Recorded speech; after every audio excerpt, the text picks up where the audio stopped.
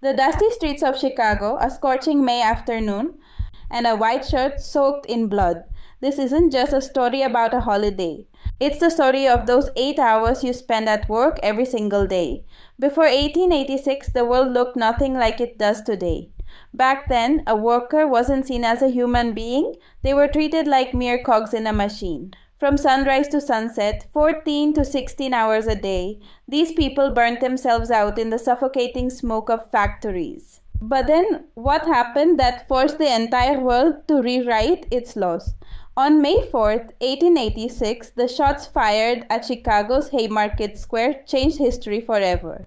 But why did those shots fire, you might wonder? The answer was a single demand from the workers: 8 hours of work.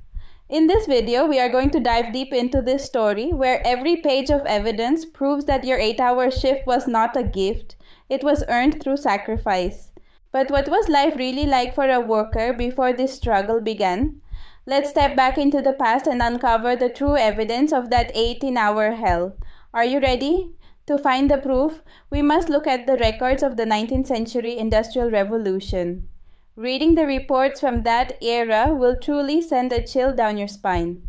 At an age when children should be playing, kids as young as 7 or 8 were working 18 hours a day in coal mines and textile mills.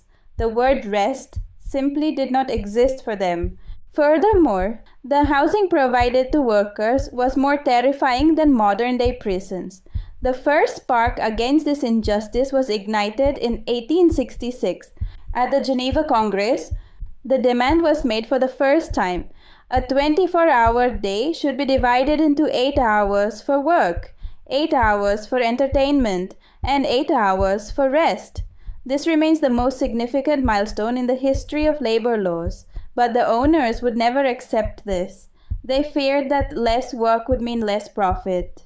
This tension led to that historic era when over 300,000 workers across America went on strike simultaneously. The entire city of Chicago came to a standstill, but this silence was merely the calm before a massive storm. The government and the owners were prepared to go to any lengths to crush this strike. And finally, that terrifying night arrived, the night that wrote history in blood. The real turning point came 3 days later, on May 4th, 1886. Thousands of people were gathering peacefully at Haymarket Square. Because of the rain, the crowd had thinned out. Suddenly, the police arrived and ordered the meeting to disperse. At that exact moment, someone threw a bomb toward the police. One officer died instantly, and what followed was a total massacre. The police opened fire blindly into the crowd. The streets were stained red with blood. Historical records never officially revealed exactly how many workers died or were injured that night. To seek revenge for this incident, 8 labor leaders were arrested. History shows there wasn't a single piece of solid evidence that they threw the bomb. It was nothing more than a political murder. On November 11, 1887, the leaders were hanged. The final words of one leader, August Spies, still haunt us today. He said, "The day will come when our silence will be more powerful than the voices you are strangling today." And that is exactly what happened. The news of this sacrifice spread like wildfire, creating a wave that changed the world. In 1889, a massive conference was held in Paris. To honor the martyrs of Haymarket, it was decided that May 1st would be celebrated as International Workers' Day. Later, in 1919, the International Labour Organization, ILO, was established and the 8-hour workday finally received official global recognition.